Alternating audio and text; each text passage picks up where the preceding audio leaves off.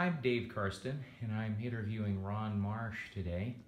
Ron is a friend of mine from the Dental Quality Assurance Commission, but we discovered that we have something in common. We're both Eagle Scouts.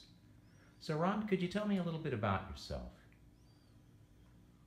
Well, how long do you have? I'm on the Dental Quality Assurance Commission with you, Dave. I'm a 2016 appointee by the governor of the state of Washington. And currently I'm a licensed dentist in this state. Have been for coming up on 25 years. Actually more than that, 29 years. I count the years I was in residency. And I'm from the Eastern Washington. Currently reside in the Tri-Cities. I'm married, I have 3 children. And I'm active in Boy Scouts as a Scoutmaster of Troop 249 in Richland, Washington. I'm also a head hockey coach for a U18 midget hockey team for Tri-Cities Amateur Hockey Association, among other things. President of the American Association of Disabled Dentists. I currently am an adjunct instructor for the University of Washington School of Dentistry in Spokane, Washington. I am a member of the Washington State Dental Association, currently on the Committee for Budget and Finance for the Washington State Dental Association. I've been a delegate to the Association House of Delegates for the past 15 years. I am a retired military, Army Reserve, 20 years duty, 6 years active duty, 14 years in reserves. I started in 1975 through 1999. Ron, you're a very accomplished person.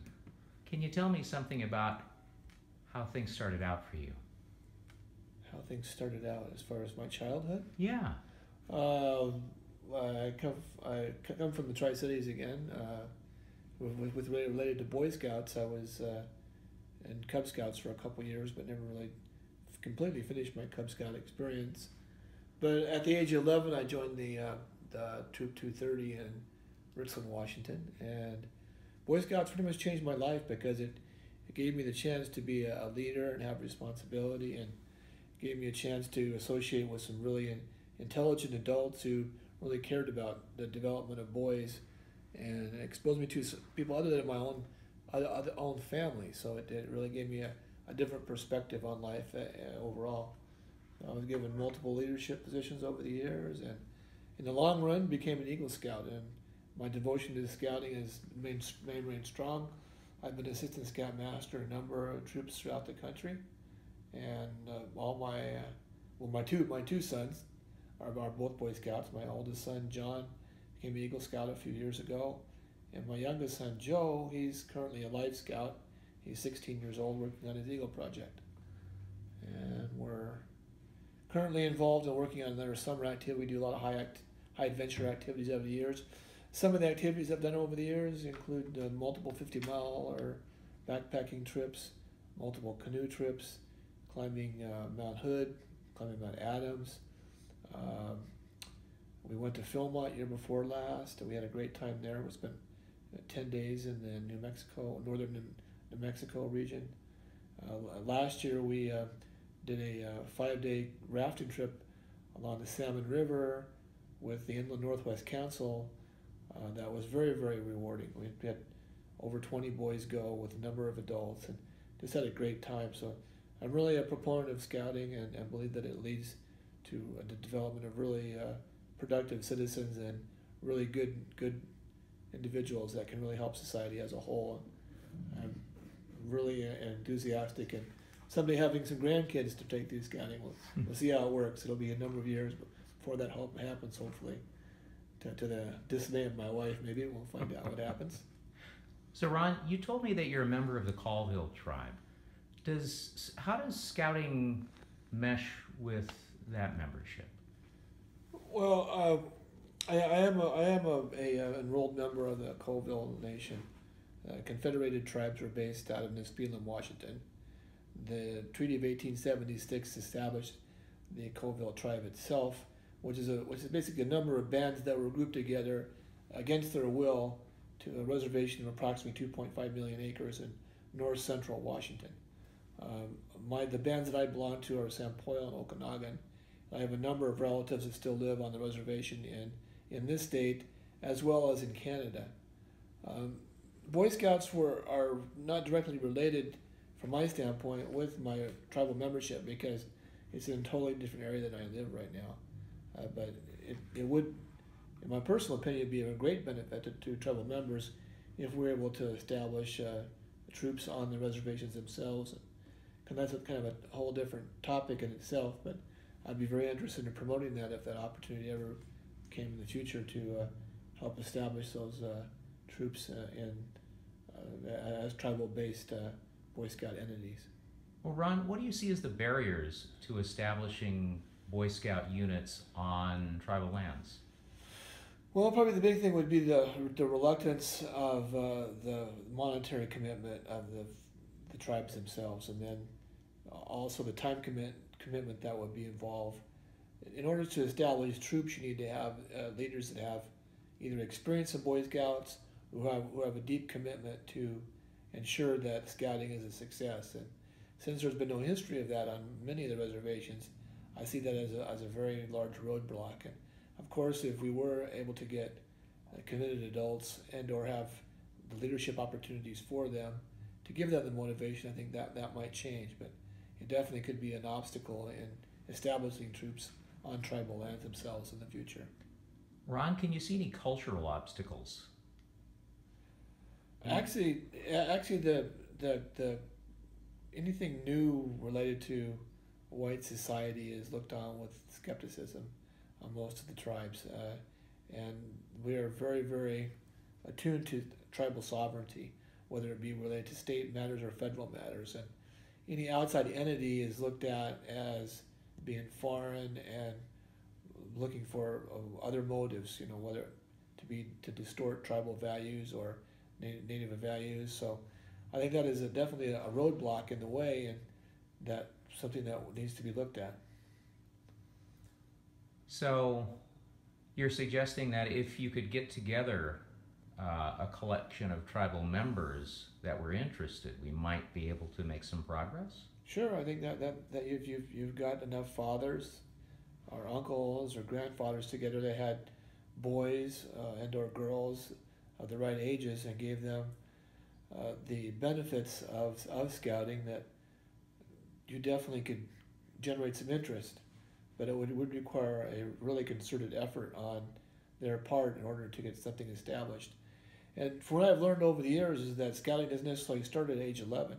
It starts with the Cub Scouts, because the packs feed the troops to establish membership. So you really need to start at an early age in order to get going. To get the kids all at age 11, it would be difficult, I think. Starting with the Cub Scouts and then working your way up to a troop would probably be the way to go. And then when you start at age 8 years old, then you can get the mothers involved, and that's even more of a motivator for the boys to stay involved as they get older. It's hard to get kids when they're 11, 12, 13 years old to take it up out of the blue. It can be done, but it requires more effort than if it's ingrained in their nature at starting when they're very young, 7, 8 years old, than when they're 5, 6 years older than that. So Ron, do you see any specific cultural incompatibilities with the Boy Scout program and tribal culture? Other than what I've already mentioned, no, not at all. I mean, the tribe likes to be outdoors, do outdoor activities, to hunt and fish, to hike. Nature is what we worship as the Creator has intended. But I think it meshes very well. But when you look at federal, state, and government entities being involved with tribal rights and tribal sovereignty, there's definitely some stumbling blocks or some areas that can be interpreted in different ways that could present some problems. Do you think the tribe would see anything specifically offensive about the Order of the Arrow? It's a good question. It depends how it was presented. For some members, it would be offensive. Others, it would be a source of pride. It's like asking what political party you want to belong to. So it would be very individualized, and it would just depend on how it was presented. Is there anything specific that you'd like to give us as a message regarding implementing the Boy Scout program on tribal lands? Well, I would say that it's the tribe could really benefit from it because the amount of crime and alcohol abuse and drug abuse and the ever-ending cycle of poverty on most reservations, that starting with the youth is the key to change that over the years. And things are getting better on most reservations, but I mean, there's always room for improvement. And then I would really be a proponent for this to be a component of every tribe's youth education program. But it does require some very careful, not manipulation, but communication with the tribal elders and tribe themselves in order to show them the values and the benefits of the program versus just another welfare or another governmental directed program that provides no benefit. Thank you. That was Dr. Ron Marsh.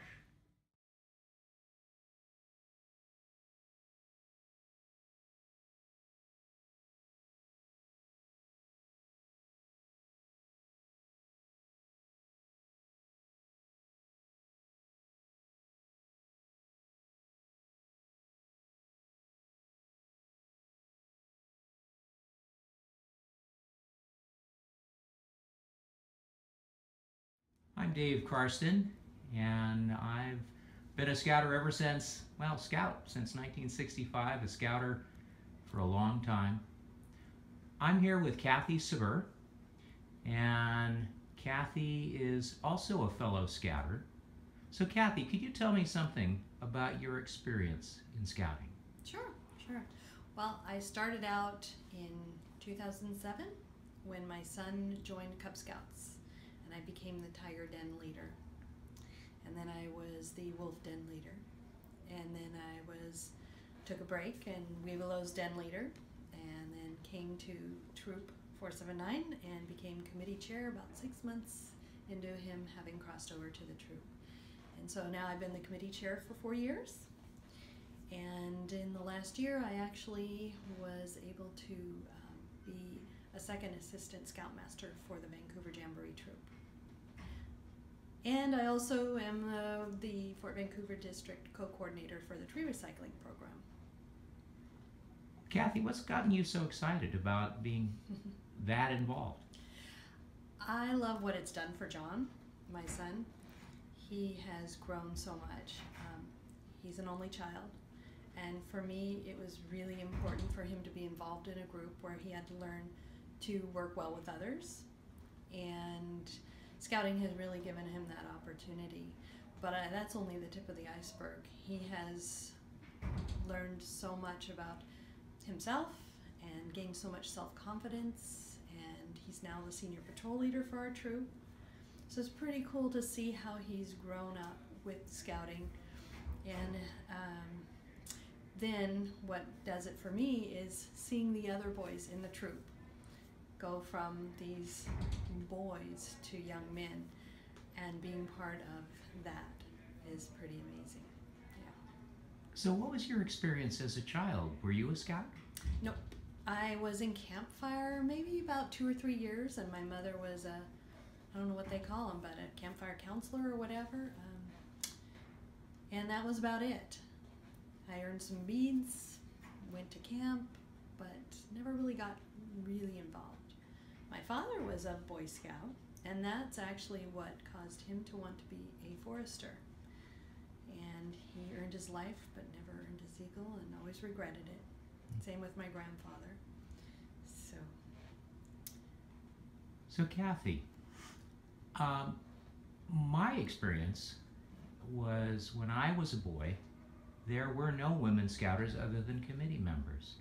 When I took wood badge the first time in 1986, there were women, but there were only rumors of women being Scoutmasters or doing other roles. So what do you see happening now, and what's your experience in working with these old-time Scouters? Yeah. So I actually was a little bit intimidated in a way. Not that anybody made me feel intimidated at all. It's just that my impression of Boy Scouts was that the fathers were the leaders, and the women did the committee type work. That was just my impression, but of course that was just my assumption about Scouting. And so as I've gotten more involved, I've found that that really isn't the case, that it's, at least in this troop and many others that I've encountered, they really encourage women to participate. The more volunteers you can have help the boys, the better. I actually had the question amongst my patrol in Woodbatch, and one of the questions was, what has the participation or more involvement of women in Scouting, how has that impacted Scouting? And one of the members in my patrol said, well, perhaps maybe adding a little more compassion to dealing with the youth. So that's a man's impression about how women's involvement has been. But for me, the opportunities have been boundless. I've not had any roadblocks. If anything, being encouraged to participate more. More volunteers you can have helping the boys, the better. So what do you think of the training that's been provided? I know that you took Woodbatch. What was your experience there? Was it difficult? Was it fun? It was fun. It was really fun. I think if I had done it maybe 4 years ago when we first crossed over into Boy Scouting, I would have been ill prepared, because just because our family doesn't do a lot of camping, but that's doesn't have to do with being a woman or a man. So what do you see your future in Scouting? Boy, that's a good question. My son turns 18 in less than 2 years, and so it'll be interesting when he does age out what that'll be. I enjoy Scouting. I enjoy what it does for the boys. I don't know. I don't know what I'll be doing in 2 years when he ages out. What would you have to say to other women that have young men coming of age to be a scout? If you enjoy the outdoors, if you enjoy spending time with your son doing those activities, do it. Do it. Thank you, Kathy.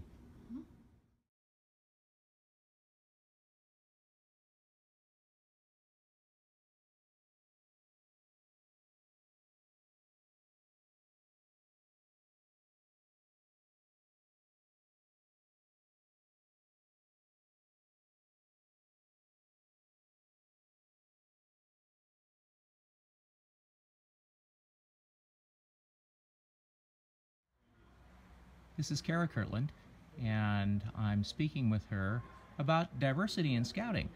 So, to give some perspective on this, when I took Woodbatch in 1986, there were only rumors of women Scoutmasters. And here I have a real live woman Scoutmaster in front of me of a successful troop and a successful Scoutmaster job that she's doing. Tell me about your background and how you came to be a Scoutmaster. Sure. So, let's see. Background. I grew up in the Midwest. I traveled a bit. My stepdad was in the Air Force. I lived in England while I was in high school.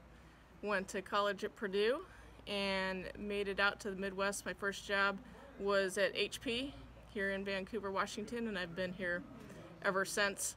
And I have boys, and boys are what brought me to Boy Scouts. So they started in, my oldest started as a bear, my youngest started the next year as a tiger, and we've been in Scouting ever since. The first couple of years I was kind of watching, seeing what was going on, and then after a couple of years I became the den leader and became the Weeblos den leader. Loved Weeblos even more than the earlier Cub Scout years, because we started going out and camping more.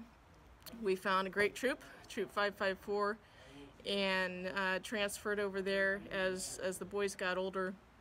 The Scoutmaster at the time is one of my very good friends, Julie, and she was just awesome. She took us out backpacking and all kinds of fun stuff, skiing. The troop just is really adventurous, and so I've gotten to do all kinds of fun stuff, and that's why I'm here. So when she was ready to move on, I moved from the ASM role into the Scoutmaster role, and still having a good time. Tell me about training opportunities that you've had. Sure. So I've done all the online training. So there's Fast Start, and there's all of the different weather and I forget what's all out there. But from there, there's the Scoutmaster training with the outdoor skills training. So I've done that. Been to Wood Badge, and I'm a Buffalo. And then a couple years later, I went back and I was a troop guide at Wood Badge, so for the Owl Patrol. Getting ready to go back again and be an assistant quartermaster. So love Wood Badge. Wood Badge is, so I've been in the corporate world for about 20 years, and I've been able to take, the full range of leadership training courses: communication, diversity, inclusion, project management, all the different things you do to learn how to run programs well. And Wood Badge takes all of that and puts it all together so that you know how to run an effective team. And it's inside of the Boy Scout vision for what we're trying to do with the program. So I guess when I went to Wood Badge, it wasn't that I learned something new. I learned all in one place how this all fits together. And it was basically this mountaintop experience of, hey, we're all Scouters here. We can all work together, learn from each other how to help these boys run the program. And so those are the sort of program level stuff. I'm also a lifeguard. I got lifeguard training at a couple of different scout camps, and paddlecraft safety, and so all the different things we need so that we can go out and have more fun. Have you ever encountered resistance because you're a woman? I think there definitely have been a couple of men, fathers that have made comments that, why is a woman running the troop? And it's interesting because that comment gets communicated to another man that's one of our ASMs, and they're like, oh, really? So there have been a couple of comments, but it's not been in my face kind of any kind of a problem. I go on every outing, and I think I've missed maybe 5 or 6 outings in the last 6 years, and we're a very active troop. So I don't personally see a problem. I do love that we have so many men in our ASM ranks, and that the boys actually have both men and women, and so they see those both as role models.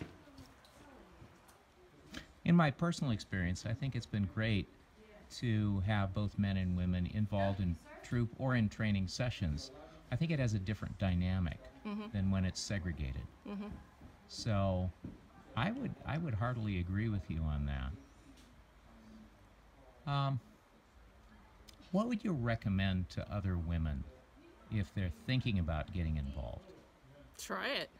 So actually, I have a new assistant scoutmaster who's getting ready to take the training this next month, I guess. So the scoutmaster training, and then she's going to go to Wood Badge this summer. And she just started in the troop like 6 or 8 months ago with her son, and she went on our first backpack trip right after she joined. She didn't have any of the right gear. She showed up in I don't know, she had cotton all over the place, and she had sandals. I'm like, you're gonna go backpacking with us down the Susan Trail in that? She said, I hike in this stuff all the time. Well, it rained and she was cold and miserable, but she was a trooper. She didn't really complain about it. By the time we went on the next outing, she had a little bit more gear.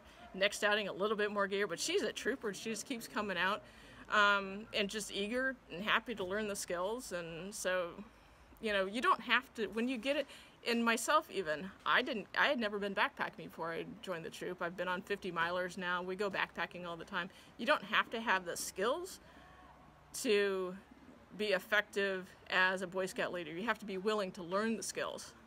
And that's what Boy Scouts is. That's what we do, right? Is learn the skills, train the skills, do the skills. It's that progression, so. With some of the changes in the program now, for instance, the recent transgender issue, have you seen any issues come up with that? Any of these kind of, well, for instance, gay leaders, gay boys, or transgender people being allowed into the program? Have you noticed any comments or concerns? I mean, certainly we've seen troops fold because their charter organizations didn't allow the change in the policy. In our troop, I guess what's interesting to me is when I ask the boys, what do you guys think about this? The boys kind of look at me like, what? Think about what? How is that a problem? Why are you even asking me? It's an adult problem, in my perspective.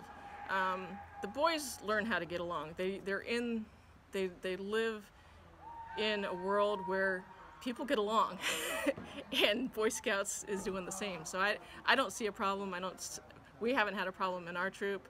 We treat everybody like we want to be treated ourselves, and so that's how it is. Thank you, Kara. That is wrong. That's wrong. 3, 2, 1, go! 1% is all wrong. Well, it's less than that now. Yeah. You might get lucky, John. No, there's 5 eggs. Half of them have it like raw. So there's like No, because there's 3. there's all raw. They're all raw, buddy. Just go for it, They're John. all raw. Just do it. Do it, John. Do it. Do it.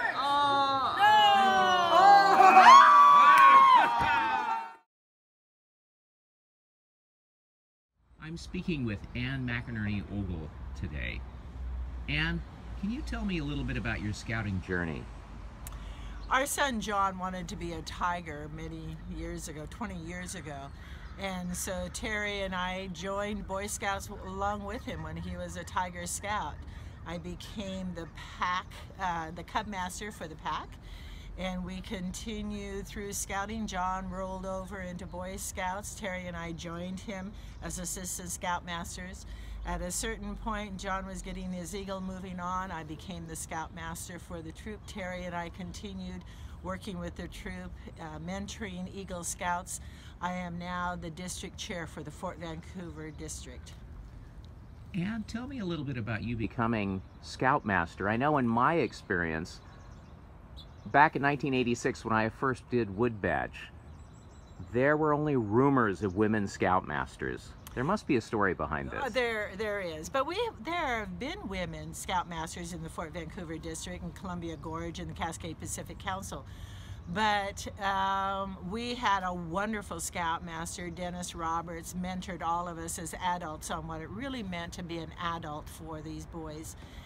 And one night we were up on the Lewis River standing around, and Dennis was retiring and had moved on, and 4 men and I were standing there poking the fire with sticks. We were talking about being the next scoutmaster. The men were very busy with their time, and I had a few moments extra, and so they asked me if I would be the scoutmaster. I volunteered and said absolutely.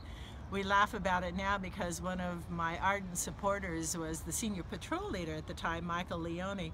And when we told Michael that I would be the new scoutmaster, he was very concerned and reminded me that, Ann, you're a woman. I told him that it wasn't a problem. If he had any concerns, issues that he wanted to talk to men about, we had plenty of great assistant scoutmasters. And to this day, Michael and I are good friends. And so I spent 5 years as the Scoutmaster and enjoyed every moment of it. And tell me, I know you're a very community-minded person and you work for the good of others. How has diversity in Scouting played into what you do?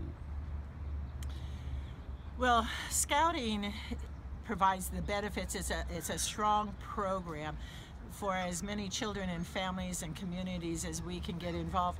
But it gives them the opportunity to prepare to be a resourceful, problem-solving adult. We want these young people to learn the skills to be an adult, to be a leader in their community. And it might be just a leader in their neighborhood, it might be a leader in their church or their school.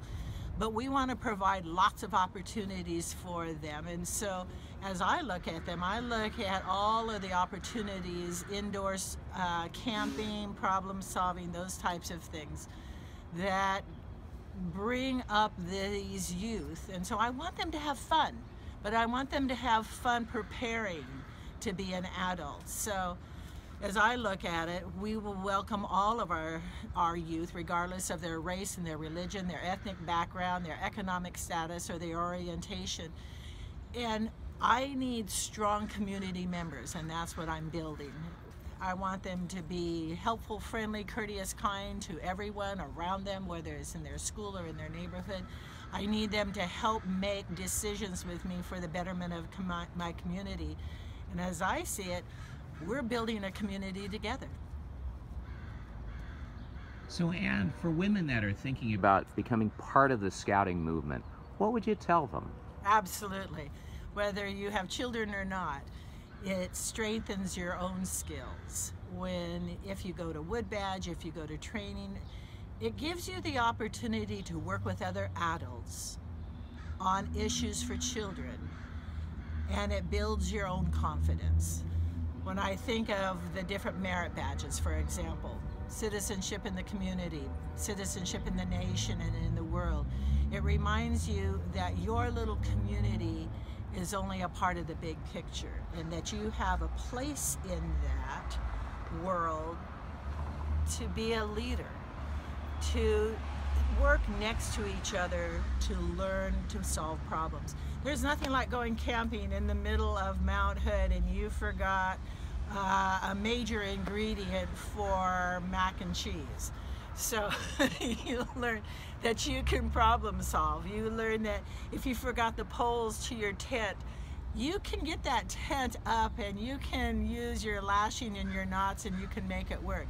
It just gives you that confidence that everything's going to be all right. Your problems are very small, that you can work with others and enjoy the opportunity of learning how to survive, not just in the wilderness with your 10 essentials, but also to survive in your community, to work with others in your community. Tell me what you feel people need to do or think about dealing with people that are different from themselves, whether they be transgender or gay or of a different religion or race.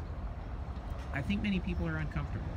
They could be, but I'm as we were talking earlier this morning, I'm reading a book with Desmond Tutu and the Dalai Lama, and a week that they spent together discussing the joys of life.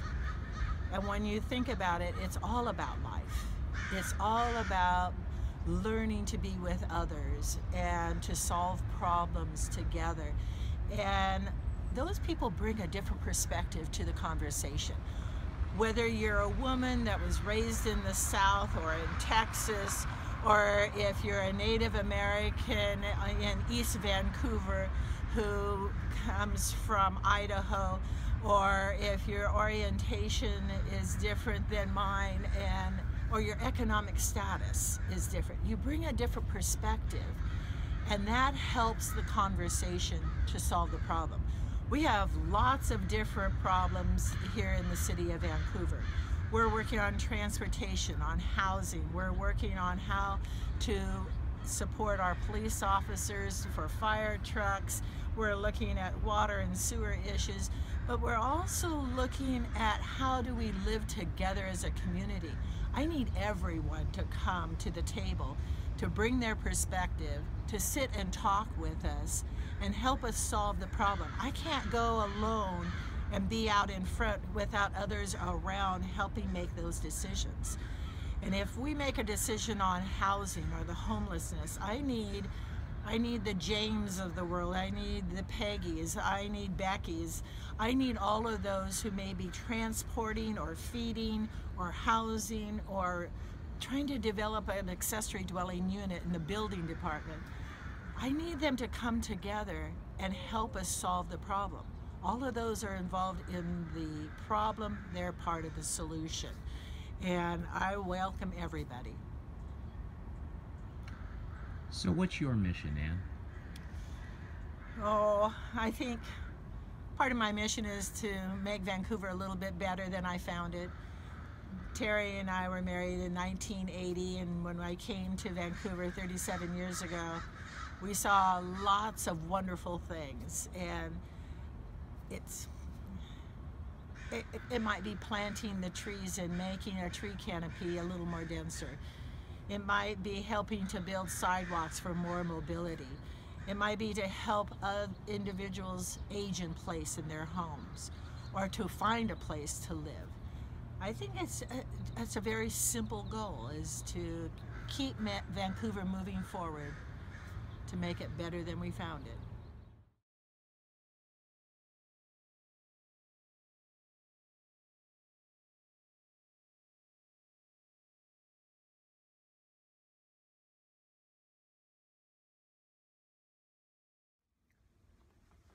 Mr. Pond, thank you for inviting me to do a Scoutmaster's Minute for the Round Table. When I joined Scouting as a cub in 1965, there were no women Scoutmasters, and Scouting excluded some people that are included now.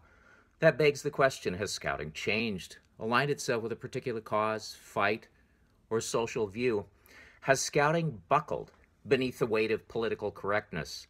Have we lost our way? Today, you're my friend. Tomorrow, you're my foe. The right praising the BSA and the left attacking the left. Excited today.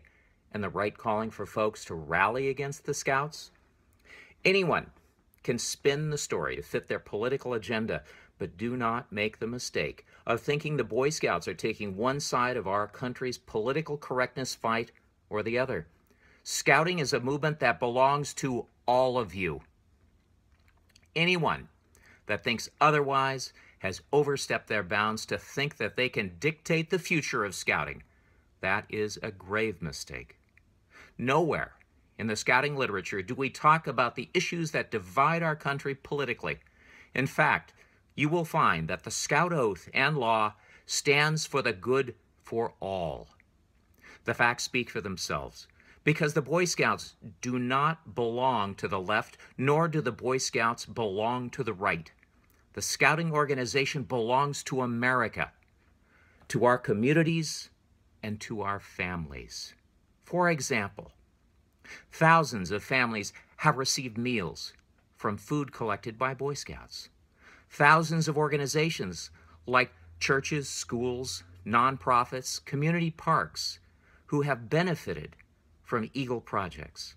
Millions of Scouts stand with their peers every week and recite our country's Pledge of Allegiance and the Scout Oath and law. We haven't lost our way. We have kept it. Ask all the young men who have earned their religious awards from Protestant to Catholic, from Jewish to Muslim. Ask our Scouts living in inner cities who showed marked improvement on suspension, absenteeism, reading proficiency, and math proficiency compared to non-Scouts. Ask the Scouts who we honor and recognize for earning their Eagle Scout Award. Ask the people whose lives were saved by Scouts using Scout skills. Ask the corporations and co-ed youth that ready themselves for a career through the Exploring program. The Scouts have stayed the course and continued for over 100 years. This past summer, I took Wood Badge again. After 30 years, It's the top leadership training for adults. I wanted to know what we stood for now. I needed to be sure. And it was the same ideals and goals that have not changed from 1965, 1986, or 2017. The Scouts' mission is to deliver a fun program of values based on the Scout Oath and Scout Law to all young people across our country, because that helps them and everyone.